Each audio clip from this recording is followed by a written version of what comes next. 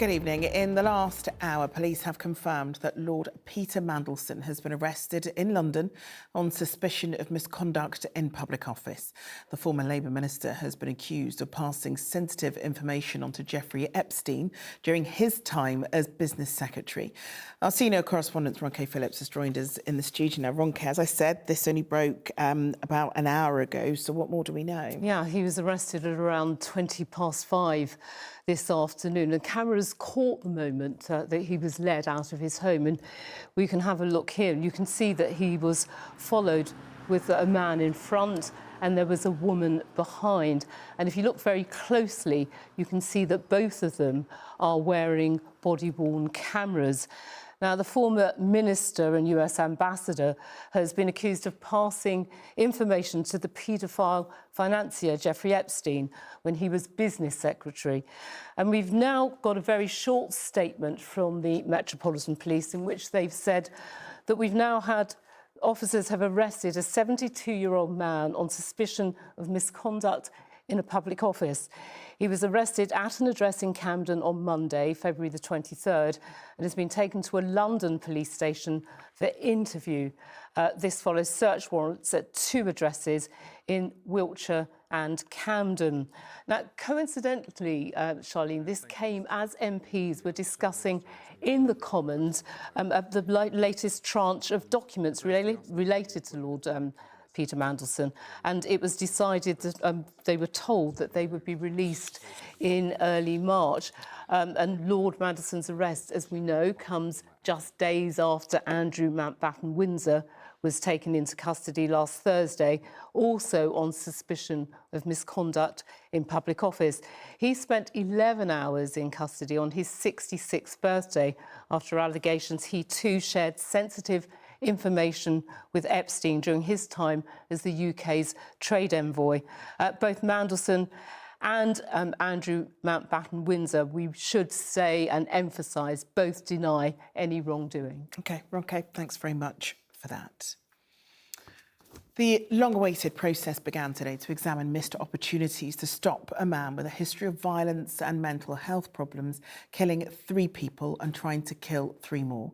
Among Valdo Calicane's victims was 19-year-old student Grace O'Malley Kumar from Woodford Green, who died trying to protect her friend. Today, her father told us he wanted the public inquiry to hold those who neglected their jobs to account. Both the police and NHS face questions as the focus turns to what did or didn't happen in the lead up to that night in 2023, as Carolyn Sim reports. Sanjoy Kumar has fought hard for this day, the start of a public inquiry into the failures which led to the killing of his daughter Grace. My wife and I and James, Grace's brother, have lost the love of our lives. Today's the start of all the answers that we're going to get for the questions that have remained unanswered. There are so many things that could have been done to prevent, but they weren't. Grace was a 19-year-old student from Woodford Green who was studying medicine at Nottingham University. She died trying to protect her friend, fellow student Barnaby Webber. They were both stabbed to death on their way home from a night out in the town in June 2023. Ian Coates was also killed and 3 others were run over. The man responsible was Valdo Calicane. Today, the inquiry outlined his history of mental health issues. He'd been detained 4 times in 2 years. He was known to have refused to take his medication because he didn't like needles. And 9 months before the attacks, he'd been discharged from hospital without being assessed. Those errors and failures had already been brought to light by 10 previous reports and reviews into the attacks. The police, the Crown Prosecution Service and the NHS have all been criticised. But this public inquiry aims to go further. Words of condolence, sympathy and apology can be given substance by a commitment to establishing the detailed facts and bringing clarity to what happened and how it may be prevented from happening again. It's therefore important that all recognise that the engine of change is powered by frankness, by reflection rather than deflection. The process will be long. But for Sanjoy, it is Grace's memory that drives his determination. This is all in Grace's name. This is all in her legacy. She was a beautiful person. She had so much to contribute. She was training to become a doctor herself. Such a loss to her friends, her family. It took months of lobbying before the Prime Minister agreed to the inquiry last year. The families won't want to waste this opportunity to finally get to the truth. Caroline, where does the inquiry go from here? Well, this first day was all about laying down a detailed timeline of exactly when Valdo Calla came into contact with mental health services and how he was monitored right up to the killings in June 2023. It's expected to last 9 weeks, and we're expecting to hear from well over 100 witnesses. Tomorrow, the lawyers for the core participants will outline their opening statements, and then in the afternoon, we're going to be seeing what's expected to be an emotional tribute videos to all of the victims. On Wednesday, we'll hear from the first witness. Well, this has been a long time coming for all of the families. It's almost 3 years since those attacks in Nottingham, and they might not hear the final findings from the inquiry chair until May 2027. OK, Caroline, thanks very much. Dozens of swans have been found dead in the Docklands, raising fears of an outbreak of bird flu. The animals were washed up in the area around West India and Millwall Docks. A volunteer from the local swan sanctuary said he'd never seen anything like it. Here's Simon Harris. It's 60 years since the last cargo ships were unloaded, and today Millwall Dock is a thriving habitat for wildfowl and seabirds. The swans are among the most majestic, but in recent days people walking along the dockside have been confronted by distressing scenes. Swans dead and dying in their dozens. Over the weekend I've seen about 15 swans literally just die in front of me. They just get out of the water, sit there, their heads go down, and within 10 minutes they're dead. Normally when I see the heads down, I thought they were like feeding for something, and then I saw it was just completely still. So it kind of broke my heart because my son, we normally walk past here or we're feeding them. I just saw a swan is dying, and it's really sad, very sad. I never knew it. Andy is a volunteer for a charity called the Swan Sanctuary and has helped collect the victims. All are suspected of contracting bird flu. I've been a rescuer for a few years now, but I've never seen anything like this. We've had other outbreaks of illnesses and bird flu, but this has taken more than 30 so far. And the worst thing is that it tends to be the young ones, the cygnets, that seem to be being hit worst of all. We spent an hour at the dock today and came across 4 dead swans. At any one time, it's thought Millwall Dock is home to a population of around 100 swans. Yesterday, from this floating island alone, 9 bodies were recovered. Some swans from Millwall Dock have been taken to the South Essex Wildlife Hospital at Dorset, but bird flu can't be treated. The birds will get checked. If we're suspecting there is a bird flu, even the minor behavioral things or any anatomical problems or anything, then unfortunately we have to put to sleep the bird. It's difficult to know why it affects some birds more than it does others. It certainly seems to be that swans are particularly susceptible to it. Maybe because they're bigger, heavier birds, don't fly around as much as the ducks do. And once it breaks out into a flock, you'll find some will survive and some won't. Tonight, the government's Animal and Plant Health Agency advised people not to touch or pick up any swans which appear to be ill. Simon Harris, ITV News, Docklands. 2 people have been arrested over the death of the self-titled Lip King, Jordan James Park. Police said the 34-year-old may have been undergoing a cosmetic procedure before he died and was found unconscious in Canary Wharf last week. A 43-year-old man and a 52-year-old woman have been bailed pending further investigation. And a huge fire engulfed a derelict church in West London last night. Around 70 firefighters were called to South Road in Southall. No one was injured and an investigation is underway to work out what started it. A big shake-up of the way pupils with complex needs are supported in school has left one mum from Ealing fearing for the future of her son. Fewer children will get the legal right to special needs support in an overhaul announced by the government. The current system faces rising demand and ballooning costs, but some warn changing the system could cause a backlash from worried families, as Helen Keenan reports. What journey shall we go on next on the trains? We should go to Northfield Depot. 5-year-old Sanchez's favourite subject is London trains, but being autistic, lessons at school can be a struggle. As major reforms of the special educational needs system are announced, his mum worries it could actually make things harder. He's suffering silently, and it breaks my heart as a parent because I just want him to have the support that, he so rightfully deserves. Under the new plans, children with SEN will be split between 3 categories of support: targeted, targeted plus and specialist. This will reduce the number of education, health and care plans, which are legal documents setting out the extra help children are entitled to. Under these wide-ranging reforms, only those with the most severe needs will get an EHCP. Millions will get statutory alternative support packages instead. There's not enough staff members, there's not enough TAs, the SENCOs are overstretched. What guarantee is there that this tier system is going to be followed and followed adequately to meet the needs of these children? Do you feel like the government has listened to SEN parents?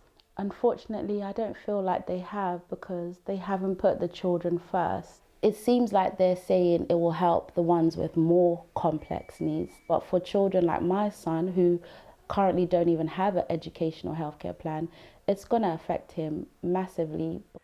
EHCPs for children with the most complex needs will stay, guided by nationally defined and evidence-based specialist provision packages. Speaking to school leaders today, the Education Secretary said those EHCPs would be reviewed at the end of every school stage, with no changes to current support before 2030. But for those MPs who've been backing parents' calls for reform, they have their reservations. There are good changes in the White Paper. There's an increased focus on early intervention, which is utterly critical, and better support in schools. It will potentially have a devastating impact on families and children, because there's no definition around what those complex cases will be. It will be an arbitrary decision, and so there will be children slipping through the net. Nyasha fears her son could be one of them. With billions being invested and SEND needs spiralling, there's certainly agreement change is needed. Helen Keenan, ITV News. Still to come on the programme. A big welcome home at Gatwick for our gold-winning athletes who made the Winter Olympics one to remember. But first, we're fortunate in London to have some of the best specialists examining brain tumours, but it's still a condition that claims over 5,000 lives nationally each year. The disease can affect anyone at any age, so raising awareness and finding better treatment is essential. Well, today, some familiar faces who know the impact it can have on patients and families shared their experiences in a very fashionable part of London, as Rags Martel reports. Wow. Shopping for hats. Hello, is this where it's all at? Is this 350 years old? In London's oldest shop. We've got to get a hat. I love hats. I just love hats. I love Debbie McGee and Vicky Michelle getting their hands on felt and silk. Yeah, well, you're a Trilby girl. You just need your whip and your jodhpurs. But both are here for a reason no one would choose. My beautiful sister, sadly no longer with us. My younger sister died of a brain tumour, glioblastoma 4, and it was earth-shattering because it was the youngest one. Put that there. Good. Now, we need a victim. Debbie? And I got involved when my late husband, Paul Daniels, died of the same type of tumour, just in a different place. Anyway, do you want the good news or the bad news? The good news, please. Back in the 80s, Debbie McGee appeared on the Paul Daniels Magic Show, and Vicky Michelle starred on 'Allo 'Allo. Oh, Renee, my love for you is like a fever. They've known each other for decades, but have been drawn closer through their work for the Brain Tumour Research Charity and its Wear a Hat campaign. I feel very Audrey Hepburn. Well, it's fun, isn't it? And I've got one. Of course she has. It's Vicky Michelle. It's the only one, Is that it? Yeah, it's lovely. See, it goes with your jacket. Yeah. World Hat Day is on the 27th of March this year and highlights the fact that brain tumours remain the biggest cancer killer in children and adults under 40. I was just so horrified at how little money they get when it's the biggest killer under 40 years old. Light up, light up. And to launch Wear a Hat Day, the famous Lock & Co Hatters changed their name to Lock and Bow after another of the charity's patrons, the singer Alfie Bow. And I became patron of the charity after the loss of my father. Why does brain tumour get such little funding? I've been asking myself that question since I became a patron, as has everybody in the charity. And it's frustrating, it's confusing, it's frustrating that it hasn't had the recognition that it deserves. Do you come here often? Yeah, I haven't got one, so I think I need to borrow yours. It suits you. The message here is simple. Wear a hat, hold your head high, and hope for change. Max Martel, ITV News. Now, our guest tonight is building a legacy for her son by supporting and creating opportunities for young people. Jamal Edwards was one of London's most recognisable faces and famous not just for what he achieved in the music world, but for also giving back to the community, an achievement his mum Brenda is determined to continue. It's a bit weird us being at this table, but we'll just make it work. Different desks, but we're going to make it work. Good evening. Now, you and I have been talking about the Self-Belief Hub for so long, and I can't believe it's finally here. For anyone that doesn't know about it, tell us how it's working. Well, 4 years ago, after Jamal became Forever 31, myself and his sister Tanisha, we wanted to carry on his legacy. So we set up the Jamal Edwards Self-Belief Trust. Self-belief is the main mantra of Jamal, and it's about instilling self-belief in young people between the ages of 18 to 31. And so the hub we've been working on for so long, as you know, is finally coming, will be a creative space, a creative hub for young people, 18 to 31, as well as we want to make it intergenerational as well, because I've learned a lot from people like my Auntie Pam and my aunts and uncles, and I think that we can learn a lot from young people as well. We'll be putting on supper classes, cooking classes, Pilates classes, yoga classes, and then there's an adjoining building that will have a recording studio and a podcast suite. And it's going to be created by the young people for the young people. And last week when we were on Least Women Together, we were talking about the fact that young employment and unemployment levels amongst young people and the rising unemployment. And one thing that you really wanted to reiterate is that's part of the reason why you've got this hub. Exactly that. Jamal was all about creating opportunities. He gave opportunities to so many people.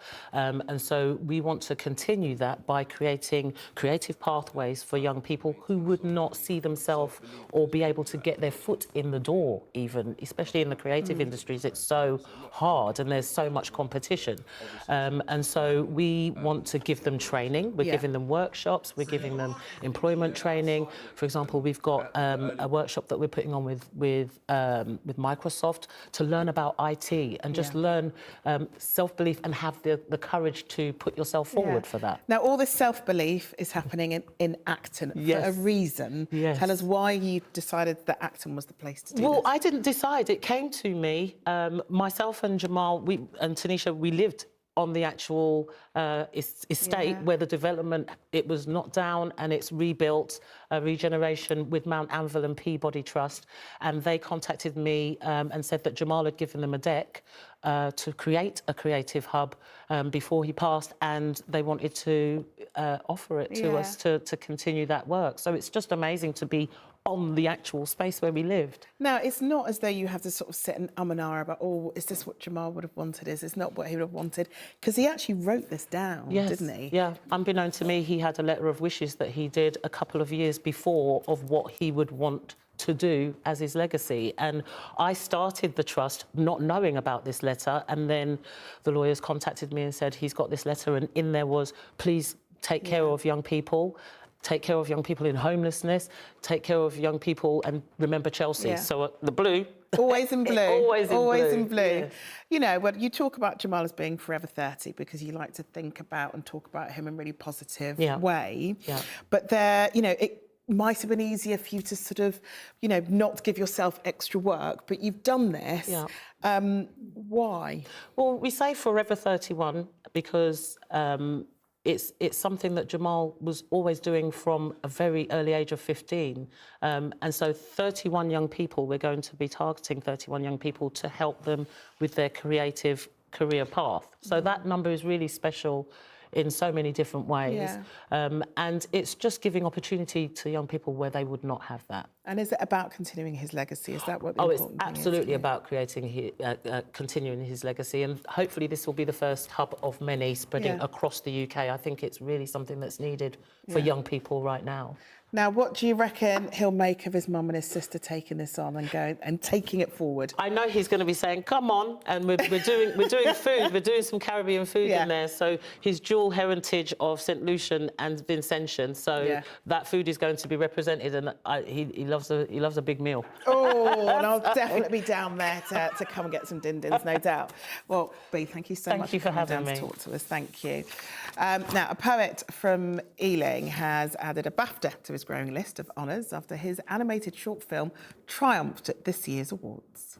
And the BAFTA goes to Two Black Boys in Paradise! Dean Atta won Best Animated Short for his film Two Black Boys in Paradise.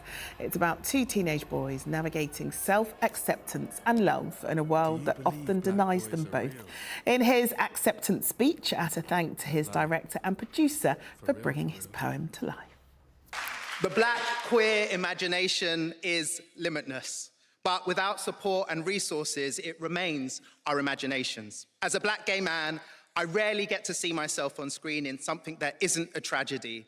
So thank you to our director, Baz Sells, and our producer, Ben Jackson, for leading a team of over 100 people for 5 years to bring my poem to life. I'm so incredibly proud of Dean. Well done. After all the cold and rain recently, there are signs that things are starting to warm up a little bit. Let's keep our fingers crossed that it continues, shall we? Here's Philippa.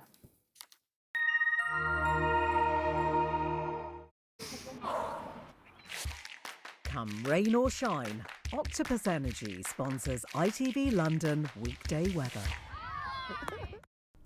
Hello again. Well, this week has certainly got off to a pretty quiet start, and more of the same through the next couple of days, with perhaps more in the way of dry and fine weather to come. But it will all turn more unsettled from Thursday onwards. Having said that, throughout the week, generally looking quite a bit milder than it has been of late. And this is how the pressure pattern is looking over the next couple of days. High pressure initially, but then from Thursday onwards, low pressure really starts to take over once again. We get back to that westerly flow, and so we will see some more cloud and rain coming our way. We do have a fair bit of cloud out there at the moment. It will continue to give a few spots of light rain or drizzle through the course of this evening, and it will be low enough as well to give some mist and murk in places. But of course, with the cloud cover, it will be a very mild picture out there, and temperatures for some of us will probably stay up in double figures. So tomorrow morning, a mild start, yes, but a rather cloudy start, still perhaps a little damp in places initially, but an improving picture as we head through the day. The cloud thins and breaks, it turns drier, and into the afternoon we can look forward to plenty of sunshine. Light southerly winds as well, and all of that helping to lift those temperatures, so feeling positively spring-like tomorrow, highs of 14 or 15 Celsius quite widely. Now overnight into Wednesday, it stays dry and fairly clear, and underneath those clear skies we could see some patches of mist and fog developing, but Wednesday itself, once any of that lifts, should be another very decent day indeed. As we saw though on the earlier pressure chart, from Thursday onwards, low pressure takes over once again with a return to unsettled conditions, but relatively mild throughout. Octopus Energy sponsors ITV London weekday weather. Finally tonight, our athletes are back from the Winter Olympics and with something of a golden glow. From a record-breaking run in the men's skeleton to an historic win on the snow, there's a lot to celebrate. Yasmin Bottleboy has been counting the medals in what added up to Team GB's best ever Winter Games. A rock star's welcome for our heroes of snow and ice. Before these Winter Games, Team GB had only ever brought home 1 gold medal. This time they got 3, and all hanging round the necks of local athletes. Matt Weston! Matt Weston! Surrey's Matt Weston now has quite the following. He started the gold rush with him, making him dizzy. My feet haven't really touched the ground since the races. My body's telling me to take a break now. I think I need to have a bit of a chill out, reset, and kind of evaluate kind of what's happened, because it definitely hasn't sunk in. But to have this many people and this much fuss for just us coming home is absolutely amazing, and definitely, yeah, means the world. No Brit has ever won 2 golds at the Winter Olympics, but Matt decided he fancied another. Well done, Tabby and Matt. It came in the team event with Highgate's Tabby Stoker. She was visibly moved by the welcome at Gatwick from both family and fans. Honestly, the support is incredible. Everyone showing up for us, like the homecoming. I've never experienced anything like this before. And then all the school children here and like asking for our autographs and just getting to connect with them, because, you know, they're the future. So that's pretty incredible too. A gold medal on snow came from Hemel Hempstead's Charlotte Banks. Burying disappointment in the individual event, she ended on a high, winning the mixed team snowboard cross. I think that we've managed to put on a great show, and hopefully, yeah, kids just get into it, go out there, ride, have fun. If these local school kids are anything to go by, the future looks bright. So I'm really inspired by skeleton and big air. I really like the skeleton as well, and snowboarding. Probably skeleton, because Matt Weston won the gold medal. The hope is this history-making games are not the peak, but just the start. Yasmin Bottleby, ITV News. Well, that's it from us. The evening news is next with Mary. But for now, from all of us on the London team, enjoy your evening. Bye-bye.